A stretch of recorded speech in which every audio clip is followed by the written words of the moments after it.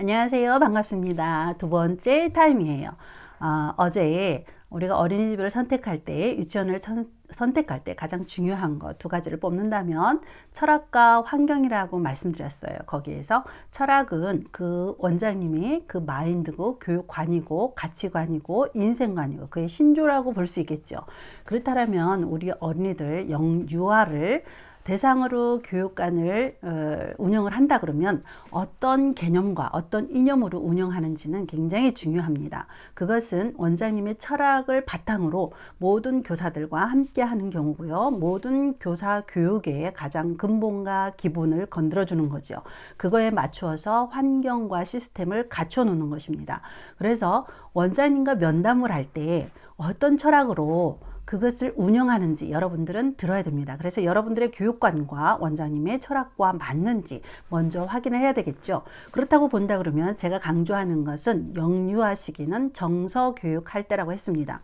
어떤 기술과 언어와 아이들한테 물리적인 환경을 해주는 것이 아니라 그들의 베이스의 어떤 성품, 기질, 가장 어렸을 때 갖춰야 될 어떤 정서를 말하는 건데요. 그렇다고 그런다면 부모님한테 가장 먼저 떠나는 것을 독립심이라고 그러죠. 아이들은 스스로 일어서 이제 살아가야 돼요. 그렇죠? 그러면 여러분들이 아이들을 맡기는 순간부터 그 아이들은 독립심을 가지고 이제는 세상 가운데 적응해야 돼요. 아주 작은 공동체로부터 시작되죠. 집에서부터 있었을 때는 부모 품 안에 있었습니다. 그랬을 때 처음에 이 아이들이 어떤 정서를 갖게 되느냐, 먼저는 독립할 수 있는 의지를 가져야 됩니다. 그랬을 때 엄마와 함께 지내면서 얼마나 많은 것들을 익숙했겠어요. 그러면 우리가 정서가 중요하다 그러면 원장님의 철학은 정서 쪽에 많이 몰입해야 되겠죠. 그렇다면 제가 여러분들과 이번에 말씀드리는 것들은 어떤 정서 중에서 독립심, 그 다음에 질서감, 그 다음에 집중력, 그 다음에 끈기나 인내, 그 다음에 성취감에 대해서 하나하나 풀어드리면서 말씀드리고자 합니다. 그 철학을 바탕으로 더 많은 정서들이 있어요. 앞으로 그것들은 계속 여러분들과 함께 풀어나가며 또 많은 질문 속에서 답변해 드리고자 합니다. 그렇다면 오늘 첫 번째 독립심이란 엄마를 품을 떠난다는 건데요. 이제까지는 일거수일투족 엄마랑 함께 했습니다. 어떻게 했어요? 먹는 것조차도 엄마가 주는 것만 먹었고 엄마가 때로는 먹여줬고 아이들 식성에 익숙한 엄마들은 그 아이가 좋아하는 것들을 많이 부여했겠죠. 사실상 아이들이 야채를 하지 않는다 그런다면 어머님들께서는 시장에 가서 내가 야채를 사다가 다듬어서 삶아서 그것을 조리해서 애들 준다고 생각하겠지만은 사실은 우리 아이가 싫어하기 때문에 그런 요리를 잘 하려고 하질 않습니다. 잘 먹는 것 위주로 하게 되겠죠. 그러면 아이들은 그 집안에서 먹는 것부터 옷 입는 거, 그 다음에 잠자는 거, 아이들의 평상시의 모든 의사소통 능력, 그 모든 것들은 엄마들하고 아주 익숙하죠. 아이들이 언어로 일일이 소리 언어로 표현하지 않아도 엄마는 제가 저 인상이다, 저 표정이다, 저 찡그리는 모습이다, 아 배가 고픈구나, 아 물을 먹고 싶어 하는구나. 언어라는 것은 그 아이가 표현하지 않아도 벌써 익숙하기 때문에 엄마들은 그거에 대한 대응들을 하고 있죠. 그래서 아이들이 때로는요, 언어를 가정에서는요, 많은 말을 할 필요가 없을 때가 있어요. 왜? 알아서 해주기 때문에. 게다가 더 많은 세대가 살 경우 할머니, 할아버지, 조금, 이모 뭐 그렇게 산다고 그러면 또 할머니들은 굉장히 민감하죠. 아이가 벌써 일어난다 그러면 응아 마렵다고 벌써 그 아이가 말도 하기 전에 반응을 보여주기 때문에 그 아이들은 언어들을 많은 단어를 사용할 필요가 없는 거예요. 왜? 자기 자신이 하나 있을 때 더 많은 주위 사람들이 돕는 자가 있기 때문입니다. 그만큼 익숙한 거죠. 물을 먹었을 때는 어떤 컵에 어떻게 주었는지, 어떤 숟가락에 어떤 밥을 주었는지 그것들은 아이들한테 아주 익숙하지요. 잠을 잘 때는 엄마는 나를 포근히 안아서 재웠다. 또 혹은 업어서 재웠다. 또 그것 또한도 엄마랑 익숙한 가운데 있어요. 먹는 거, 입는 거, 눕는 거 모든 패턴들은 엄마랑 익숙한 가운데 있다가 아주 작은 공동체의 어린이집에 이제 드나들기 시작하면요, 문턱부터 다릅니다. 문부터 다릅니다. 내가 앉아있던 자리부터 다릅니다. 아이들이 침대나 소파에서 많이 생활했다면 아이들은 맨 바닥에서 생활할 때가 많죠. 그렇다 보니까 먹는 것도 낯설고 집에서는 나의 위주로 모든 가족들이 들어가서 나를 돕는 자였는데 여기는 돕는 자는 오히려 선생님 한 분밖에 안 계시고, 아이들은 달라드는데 좋다고 달라들지만 뭔가 위험스럽고, 그러니까 공포스러운 게 있겠죠. 잠이 오더라도 엄마는 나한테 어떻게 재웠는데 여기는 왜 선생님은 나한테 이렇게 재우지 않는데, 그것 또한 낯설게 돼 있습니다. 먹는 것도 낯설고 숟가락도 낯설고 모든 것이 낯설을 가운데 그 아이는 그 어린이집에 유치원에 가기 싫다고 하겠죠. 그렇다 그러면 여러분들은 우리 아이가 독립심을 위해서 지금 나의 품을 떠나는구나 라고 생각하시면서 어린이집에 맡기는 게 아니에요. 첫 번째, 왜 어머니 어린이집에 맡기려고 하죠? 둘째가 태어날 것 같아서요. 아니면 제가 너무 힘들어서요. 좀 쉬고 싶어서요. 여러 가지가 생각이 있지만 작은 사회 공동체에 보낸다는 생각을 가지고 여러분들은 보내지 않습니다. 그래서 그 아이는 처음에 왔을 때 굉장히 낯설고 모든 것이 다 부딪히고 어색하고 익숙하지 않기 때문에 두렵기도 하고 겁도 나고요. 게다가 선생님은 어머니들 보실 때 자상하고 인자한 거 보이지만 그 선생님이 싫은 것이 아니라 모든 것이 익숙했던 엄마 품이 아니기 때문에 그 선생님은 낯선 거예요. 그래서 처음 적응할 때 어머님들이 아이들을 독립하고자 하는 의지가 있을 때 그 아이는 스스로 의지를 가지고 독립하고자 합니다. 근데 요즘에 어머님들이 아이들한테 독립하지 못합니다. 아이가 독립하려 해도 안 돼. 네가 떨어지면 내가 걱정되거든. 네가 우는 소리 나면 나는 아직까지도 너하고 같이 있는데 왜 떨어지려고 그래? 그래서 문 밖에서 기다린다든지 아이를 계속 지켜보려고 한다든지, 자, 그런 생활들이 익숙하죠. 그래서 처음에 아이랑 떨어질 때는 어머님들이 무조건 바뀌는 것은 아니에요. 왜?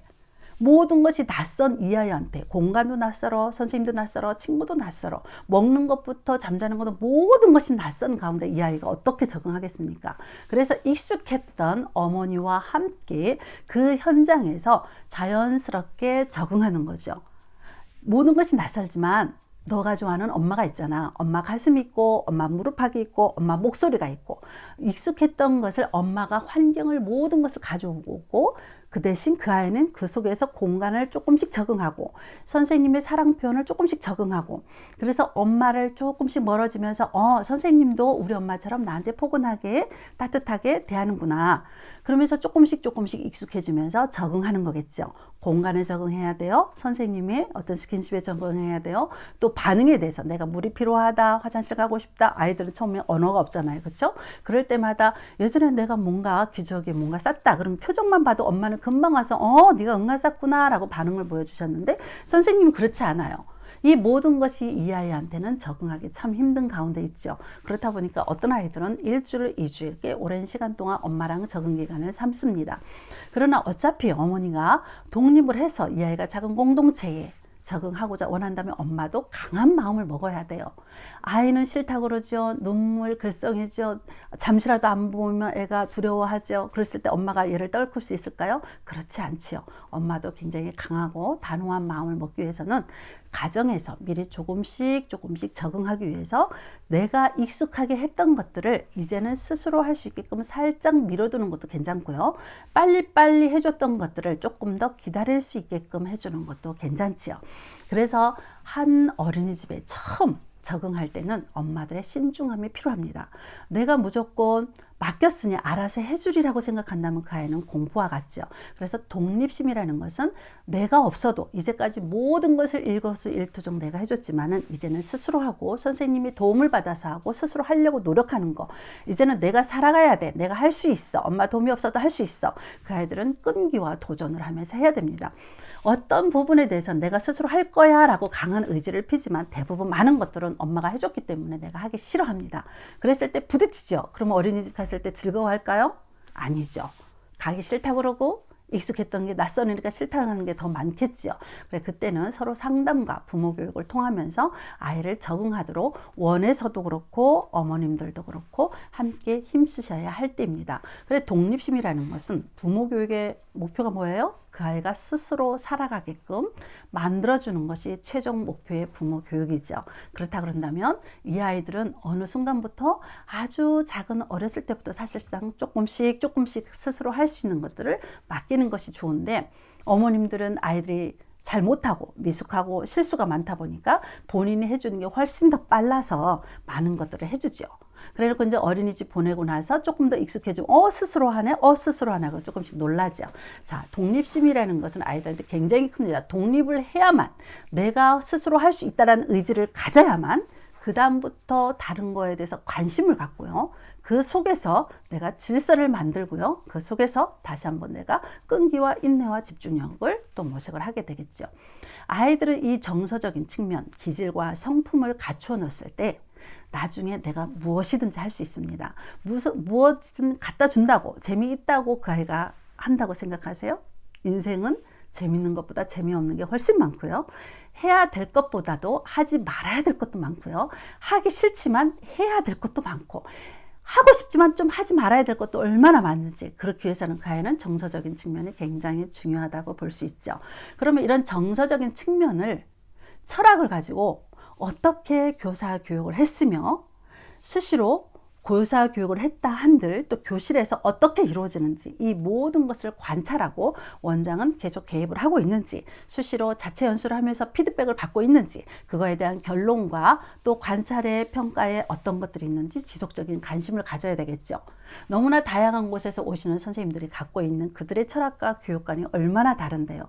그래서 원장님의 철학이 중요하다. 그 안에 교사가 있습니다. 어떤 교사를 뽑느냐, 원장님이 중요한 부분을 가지고 교사를 뽑겠죠. 그리고 한 선생님에 따라서 굉장히 많은 것들을 좌우합니다. 그들을 통해서 많은 것들을 관찰하고 지켜보면서 그 교육이 흘러가고 있는지, 내가 주장하고 있는 교육과 가치관과 철학이 흘러가고 있는지를 아주 예민하게 관찰하겠죠. 그래서 철학이 중요하다는 것입니다. 그래서 독립심이라는 것을 여러분들한테 먼저 강조하고 싶은데요. 철학 중에서 정사적인 측면 5가지를 여러분들한테 먼저 주장한다고 했어요. 이번에 독립심에 대해서. 자, 그렇다면 첫 번째 제가 지난주에 말씀드리고 싶었던 것은요. 철학이 중요하다 그런다고는 여러분들 대부분 가까운가? 먹거리가 좋은가? 애를 데리고 들어갔더니 여기 놀이터가 있으니까 애가 다니자고 해요. 자, 그렇게 해서 결정한다는 것도 있다는 거지. 그 아이가 2.5세, 3세. 자, 놀이터만 본다고 해서 하루 종일 놀이터에서 그 아이들이 생활을 할까요? 요즘에 바깥에 나가지 못하는 상황이 너무 많죠. 미세먼지님, 뭐님. 물론 대근육 운동을 해서 뛰어놀아야 되는 건 당연합니다. 24시간 중에서 아이가 6시간, 7시간, 8시간 원에서 생활한다고 했을 때 그 아이가 하루 종일은 뛰어놀지만은 않습니다. 보통 교실 안에서 활동하는 것들이 엄청 많지요. 그렇다 보니 교실 안에 아이들이 자주 가지고 노는 거리, 그 거리는 굉장히 중요합니다. 그래서 환경이 중요하다는 것은 여러분들 놀이터 뭐 그런 것보다도 교실 내에서 소소하게 만질 수 있는 거리가 무엇인가, 그 철학에 맞추어서 그 세팅된 것은 무엇인가, 그래서 중요하다. 그래서 두 번째 여러분들한테 환경이 중요하다고 말씀드렸습니다. 그래서 정서를 강조하는 원장님의 철학이 분명하게 있다면 여러분들하고 면담할 때 분명하게 말씀드릴 거예요. 왜? 정서는 금방 나타나는 게 아니고 결과가 바로 보이는 것들이 아니거든요. 서서히 인내하며 기다리는 가운데 그 아이를 지켜볼 수 있어야 되고, 거기는 반드시 가정과 연계하는 교육이기 때문에 어머님들의 협조가 특별히 필요합니다. 그렇기 때문에 어머님들과 면담할 때 원장님의 확실히 있는 철학이 있는지 그것을 여러분들은 볼 필요가 있다는 거죠. 그래서 독립심에 대해서 얘기를 했을 때 이런 것들을 왜 중요하냐, 앞으로 차차 많은 것들을 여러분들과 함께 풀어가면서 이야기를 전달할 거예요. 우리가 학교가 좋다 그러면 어느 학교든지 여러분들 인서울이라고 할 때 대학이 좋다 그러면 멀어서 안 갑니까? 집을 옮겨서라도 가고 유학을 가서라도 가지요. 그처럼 대학보다 더 중요한 것이 영유학이라고 했습니다. 왜요? 기질과 성품의 80%를 무려 완성하기 때문에 그렇죠. 그렇다고 본다면 여러분들은 무엇을 먼저 생각을 하시는지요? 자, 오늘은 독립심에 대해서 말씀드렸는데요. 다음번에 조금 더 구체적으로 풀어갈 때 독립심을 위해서 그러면 어떤 세팅과 어떤 교구들과 장난감들이 있는지 여러분들하고 또 풀어볼 기회를 갖고요. 두 번째, 다음번 3편에서는 질서감에 대해서 여러분과 함께 이야기를 나누는 시간을 갖겠습니다.